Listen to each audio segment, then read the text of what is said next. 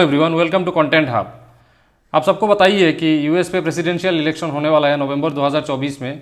और यूएस में एक सिस्टम है कि वहाँ पे जो इलेक्शन होता है, इलेक्शन से पहले जो मेन पॉलिटिकल पार्टीज़ हैं, उनके जो लीडर है, आप कह सकते हैं जो प्रेसिडेंशियल कैंडिडेट्स हैं, उनके बीच एक डिबेट होता है जिसको यूएसए के लोग बहुत ज़्यादा फॉलो करते हैं। और आप कह सकते हैं कि कई दफ़ा क्या जाने वाला ये इस डिबेट का जो वेरियस एस्पेक्ट्स है उस पर डिपेंड करता है कि इलेक्शन पे कौन किसको वोट देगा। मतलब पब्लिक डिसाइड करते हैं उस डिबेट से, ज़्यादातर पब्लिक, कि किसको वोट देंगे या फिर किसको वोट नहीं देना है। तो यूएस की केस पे दो मेन पॉलिटिकल पार्टी है। एक है रिपब्लिकन जिसके नॉमिनी है डोनाल्ड ट्रम्प, आपको पता है वो एक्स प्रेसिडेंट है यूएसए के। और दूसरी पार्टी है डेमोक्रेटिक जिसका नॉमिनी है कमला हैरिस। और फिलहाल जो गवर्नमेंट है जहाँ पे जो बाइडेन प्रेसिडेंट है वहाँ पे वो वाइस प्रेसिडेंट है कमला हैरिस। तो इन दोनों के बीच हुआ एक डिबेट जो नेशनल कॉन्स्टिट्यूशन सेंटर फिलाडेल्फिया पे हुआ। आप मैप पे देख सकते हैं, ये जो नेशनल कॉन्स्टिट्यूशन सेंटर, ये स्टेट है पेंसिल्वेनिया, यूएस का एक स्टेट है पेंसिल्वेनिया, वहाँ पे मौजूद है ये नेशनल कॉन्स्टिट्यूशन सेंटर। तो देखिए, जो एक अमेरिकन न्यूज़ चैनल है एबीसी वर्ल्ड न्यूज़, उसके एंकर के द्वारा क्वेश्चन पूछा जाता है जिस पे डिबेट होता है और वहाँ पे कोई लाइव ऑडियंस नहीं होता। आप देख सकते हैं एक तरफ जो डोनाल्ड ट्रंप खड़े हैं, दूसरी तरफ कमला हैरिस खड़े हैं और सामने तीन मॉडरेटर हैं जो एबीसी न्यूज़ चैनल के। वो लोग क्वेश्चन पूछेंगे और डोनाल्ड ट्रंप को 2 मिनट दिया जाएगा, वो आंसर देंगे। फिर 2 मिनट दिया जाएगा कमला हैरिस को, फिर वो आंसर देंगे। अपने अपने जो प्रोस्पेक्ट्स है वहाँ पे वो सबमिट करेंगे। देखिए, किसी के द्वारा कोई भी ओपनिंग स्टेटमेंट नहीं दिया जाता, सिर्फ 2 मिनट दिया जाता है हर एक क्वेश्चन का आंसर देने के लिए। और टोटल आप मान लीजिए 1.5 घंटा या अभी टू बी प्रिसाइज 90 मिनट्स दिया जाता है जो इस पूरा डिबेट है, डिबेट को। देखिए, इस डिबेट पे एक और रूल है, जबकि एक स्पीकर जब बात करेंगे तो दूसरे स्पीकर की माइक म्यूट पे रहेगा, वाइस वर्सा। सो इनिशियली क्या हुआ, जो वाइस प्रेसिडेंट कमला हैरिस है उनका थोड़ा नाराज़गी थी, मतलब वो खुश नहीं थे इस पॉइंट पे, उनके हिसाब से कि माइक म्यूट पे नहीं करना चाहिए। और इसको लेके एबीसी न्यूज़ एजेंसी को, जो डेमोक्रेट पार्टी है, उनके लोगों के द्वारा एक रिक्वेस्ट भी भेजा गया कि आप जो ये सिस्टम है, आपका जो ये रूल है, इसको थोड़ा बंद कीजिए। बट कोई चेंज नहीं हुआ। फिलहाल कुछ दिन बाद फिर Kamala Harris she agreed to muted mic rule in the debate with Trump. देखिए, एक कंट्रोवर्सी भी हुआ इसको लेके, इस डिबेट को लेके, जिसपे प्राइमरीली मैं कहूँगा कि ट्रम्प की कट्टर जो सपोर्टर्स है उनके द्वारा एक, जो मैं कहूँगा एक डिबेट यहाँ पे किया गया, उनके द्वारा एक कंट्रोवर्सी किया गया। इस फोटो पे आप देख सकते हैं कमला हैरिस पे जो इयरिंग्स पहना है वो एक तरीके का आप देख सकते हैं, यहाँ पे मेंशन किया हुआ है एक ट्विटर पे, जो नोवा ऑडियो इयरिंग्स। तो उनका क्या कहना है कि कमला हैरिस ने जो इयरिंग्स पहना है वहाँ पे एक माइक लगा हुआ है और जो एक ईयरपीस लगा हुआ है, ईयरपीस के द्वारा वो directly Joe Biden, Barack Obama और भी जो डेमोक्रेटिक पार्टी के बड़े बड़े लीडर हैं उनके साथ डायरेक्ट बात हो रहा था। वो लोग फ़ोन पे या फिर ईयरपीस के थ्रू जो सजेशंस हैं कमला हैरिस को दे रही थी थ्रू आउट द डिबेट। और किसी लोगों का ये भी कहना है कि जो कमला हैरिस का आवाज़ है थ्रू आउट द डिबेट वो काफ़ी हद तक बराक ओबामा जैसे आ रहा था। देखिए, ये सब बुलशिट है। ये मतलब ऐसे हुआ कि जो क्रिकेट प्लेयर या फिर जो अलग अलग गेम पे जैसे कंट्रोवर्सी आता है, पाकिस्तान पे जैसे बॉल पे चिप लगा दिया, ये लगा दिया, उस तरीके का कंट्रोवर्सी क्रिएट करने की कोशिश किया गया ट्रम्प सपोर्टर्स के द्वारा, प्राइमरली कट्टर सपोर्टर्स के द्वारा। तो I mean this is ridiculous. और इसको लेके ईयरफोन कंपनी का भी एक रिस्पॉन्स आया जब ईयरफोन कंपनी के ऑफिशियल्स को इसके बारे में मीडिया के कुछ लोगों ने पूछा कि रिसेंटली एक डिबेट हुआ जहाँ पे लोगों के द्वारा ये एलिगेशन लगाया गया कमला हैरिस पर कि उन्होंने नोवा का ईयरफोन जो ईयरपीस है यूज़ किया है, उस पर लेके आपको क्या कहना है। तो ऑफिशियल्स का कहना है, मतलब जो ईयरपीस ऑफिशियल्स हैं, ईयरपीस के ओनर हैं, उन लोगों का कहना है कि नहीं, हम लोग ऐसा कुछ मैन्युफैक्चर करते नहीं है और ऐसे यूज़ के लिए, बाकी मैं उतना रिस्पॉन्सिबिलिटी लूँगा नहीं कि वहाँ पे क्या हुआ क्या नहीं। देखिए, मुद्दा बात तो ये है कि वहाँ पे कोई यूज़ नहीं करता। और जो जब ट्रम्प और कमला हैरिस जिस स्टूडियो पे गए थे उनके पास उनका फ़ोन, ना तो फ़ोन था ना कोई सिक्योरिटी एजेंसी के लोग थे, सिर्फ एक पेन था, एक पेपर था और अलग अलग पोडियम पे वो लोग खड़े थे। खड़े होकर वहाँ पे अपना जो स्पीचेस हैं 2 मिनट के लिए दे रहे थे किसी स्पेसिफिक टॉपिक पर। अभी सवाल ये आता है कि इस जो विनर है, ये जो डिबेट हुआ है, इसका विनर कौन डिसाइड करता है?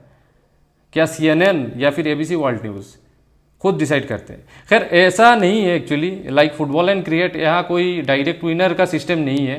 बट आप समझिए, रेस्पॉन्स दिया जाता है दोनों पार्टिसिपेंट्स के द्वारा, उस पर जो कॉन्फिडेंस रहता है, जिस पे ज़्यादा कॉन्फिडेंस रहता है, उस पर मतलब आप विनर उनको ही मान के चल सकते हैं। देखिए इस पे कॉन्फिडेंस पे बहुत सारा चीज़ डिपेंड करता है, और आप क्या आंसर दे रहे हैं जो हर एक क्वेश्चन का, उस पर भी बहुत सारा चीज़, जो फैक्ट्स आप शेयर करते हैं उस पर भी बहुत सारा चीज़ डिपेंड करता है।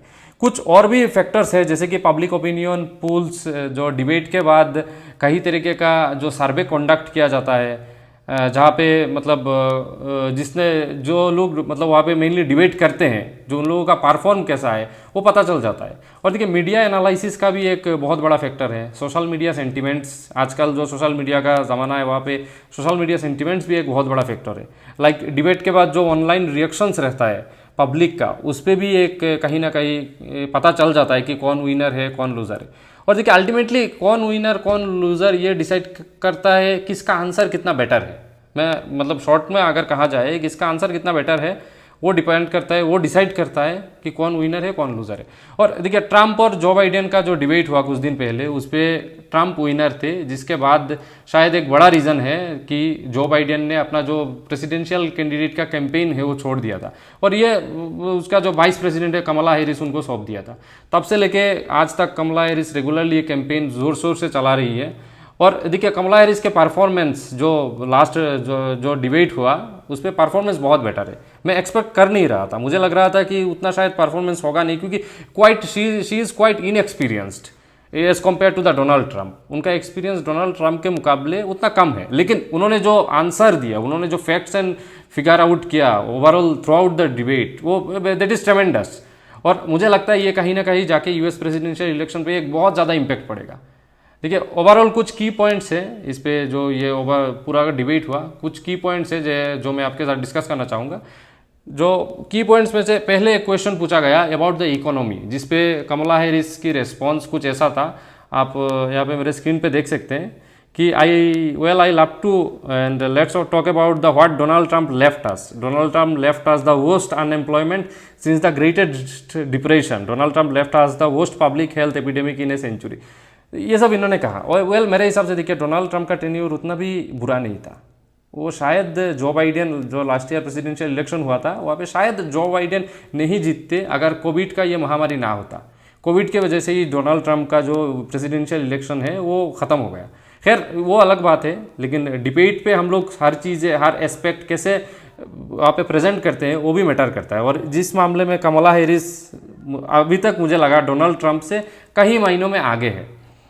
देखिए एक और इसके अलावा एक और क्वेश्चन पूछा गया यहाँ पे, और उस पर जो डोनाल्ड ट्रंप का जो रिस्पॉन्स था वो भी कुछ खास नहीं था।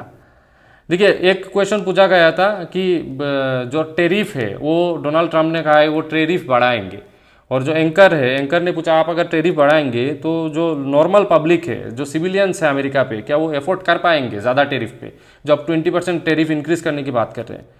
तो ट्रंप ने ये, मैं कहूँगा ये वीडियो आप जरूर देखिए, पहले ये वीडियो आप देख लीजिए ट्रंप का क्या आंसर था।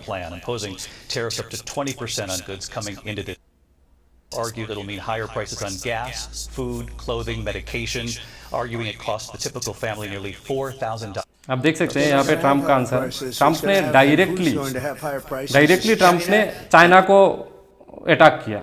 और मैं चाहता हूँ कि देखिए ये सब वीडियो आपने देखा, और इस पे पहले ही इन्होंने जो फर्स्ट आंसर दिया वहाँ पे डायरेक्टली इन्होंने चाइना को अटैक कर दिया था। और ये एक इम्पॉर्टेंट पॉइंट है जो इलेक्शन पे हेल्प करेगा डोनाल्ड ट्रंप को, क्योंकि ग्रोइंग इकोनॉमी है चाइना, और उसको रुकने के लिए जो अमेरिकन सिटीजन है उन लोगों का भी कहीं ना कहीं दिल में ये ख्याल रहता है कि चाइना को कैसे, चाइना अगर हमें ओवरटेक कर ले तो कैसे चलेगा ये। और कोविड का भी एक सिचुएशन था जब इन्होंने चाइनीज़ वायरस करके कुछ जो पॉइंट्स रूल आउट किया था। तो खैर ये आने वाले समय में पता चल जाएगा इसका इम्पैक्ट क्या रहता है। अपार्ट फ्रॉम दिस देखिए इमिग्रेशन पर भी कुछ डिस्कशन हुआ, इजराइल हमास वार पे भी डिस्कशन हुआ, जिसपे हैरिस ने कहा कि it must end immediately and we need a ceasefire. But in response Trump ने कहा कि हैरिस, जो कमला हैरिस है, शी हेट्स इजराइल। अगर हैरिस प्रेसिडेंट बनती है तो within 2 years there will be no existence of Israel. पता नहीं अब एक्चुअल केस पे क्या होता है। वाइस प्रेसिडेंट तो 4 साल थी, कुछ हुआ तो नहीं वैसा। शायद प्रेसिडेंट बनने के बाद कुछ डिसीजन ले ले। आइए देखते हैं आने वाले समय में क्या होता है। देखिए डोनाल्ड ट्रंप को एक क्वेश्चन पूछा गया कि वो क्या चाहते हैं, यूक्रेन रशिया वार पे यूक्रेन की जीत हो अगेंस्ट द रशिया, और इनका रिप्लाई कुछ ऐसे ही था कि मैं चाहता हूँ कि ये वार ख़त्म हो जाए, जो क्वाइट सिंपल है मेरे हिसाब से, क्वाइट सिंपल। साथ में ये भी ऐड किया इन्होंने कि मेरा टेन्यूर पे देखिए किसी तरीके का कोई वार थ्रेट भी नहीं था। 2017 से लेकर 2021 तक 4 साल में शायद, और ये काफ़ी हद तक सही कह रहे हैं, कोई वार थ्रेट तो रशिया की तरफ से नहीं था। लेकिन जब से प्रेसिडेंट जो बाइडेन आए हैं तब से ये वार थ्रेट शुरू हुआ, इवन 2022 पे वार भी शुरू हुआ। तो उनका ये कहना है कि will negotiate a deal between this two countries, Ukraine या रशिया। ये देखते हैं क्या होता है। और इनका ये भी कहना है कि आई नो पुतिन। ठीक है, उनका पुतिन के साथ अच्छा रिलेशन है और शायद आने वाले समय में कुछ इम्पैक्ट पड़ेगा यूक्रेन रशिया वार पे। इसके अलावा देखिए, यूक्रेन को सपोर्ट ना करते हुए इनडायरेक्ट आंसर ऐसे देना एक इंडिकेशन भी है। अगर ट्रंप वापस यूएस प्रेसिडेंशियल इलेक्शन पे आते हैं और वो जीत जाते हैं, तो यूएस प्रेसिडेंट बनते हैं, तो शायद यूक्रेन के लिए ये वार पे टिकना थोड़ा मुश्किल रहेगा, मेरे हिसाब से थोड़ा मुश्किल हो जाएगा। और देखिए, पूरे डिबेट के दौरान ट्रंप का जो भी रिमार्क था, उसे एक बात तो क्लियर है कि ट्रंप 2.0 एडमिनिस्ट्रेशन पावर में अगर आता है तो देखिए, मिलिट्री एड, इकोनॉमिक एड जो यूक्रेन को फिलहाल यूएस की तरफ से दिया जा रहा है, वो डेफिनेटली ख़त्म होगा। ये मैं देखना चाहूँगा डेफिनेटली इन नियर फ्यूचर क्या होता है। और देखिए, अभी देखते हैं आने वाले समय में टाइम पे क्या होता है, क्या डेवलपमेंट्स होता है। इसके ऊपर मैं एक अपडेटेड वीडियो ज़रूर लेके आऊँगा। मैं आशा करता हूँ कि इस वीडियो के ज़रिए मैं आप लोगों को थोड़ा बहुत जानकारी दे पाया। तो you can type your views, suggestion in the comment section. Thanks for watching the video. जय हिंद, जय भारत।